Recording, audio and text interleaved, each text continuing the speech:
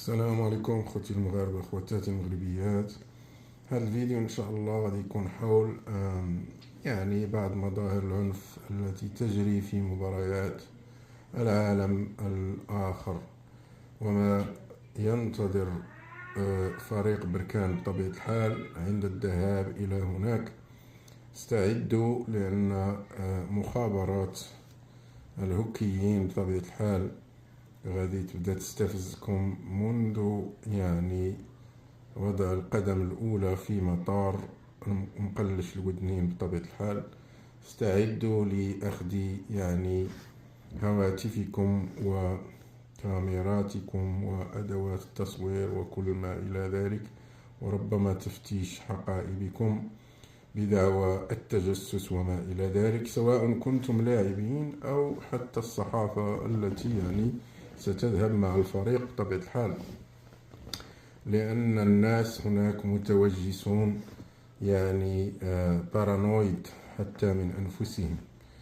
الدولة المغلقة بطبيعة الحال تتعامل مثل كوريا الشمالية بطبيعة الحال، فما غاديش خليكم على راحتكم. هذا واحد. اثنين، كذلك في الملعب لا بد استعدوا لتجيش بعض عناصر المخابرات ويحطوها كمدنيين وسط الجمهور، حتى تقود الحملة والسب والشتم من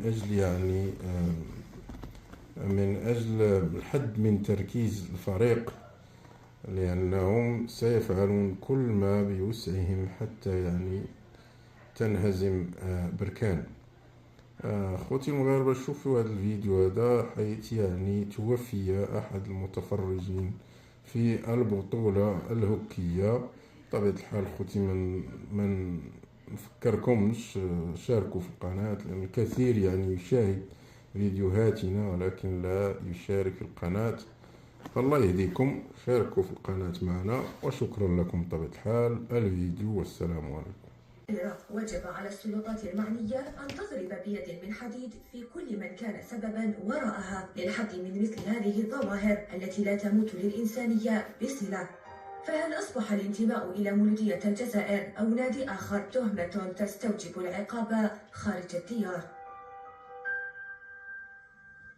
عزت إدارة مولودية الجزائر عبر صفحتها الرسمية عبر فيسبوك في وفاة مناصر الفريق سفيان رمضان، وتقدم مجلس إدارة النادي العاصمي وكافة الطاقم بأخلص التعازي وأصدق عبارات المواساة إلى عائلة الفقيد وكل عائلة النادي العاصمي، سائلين المولى عز وجل أن يتغمده بواسع رحمته. إنا لله وإنا إليه راجعون.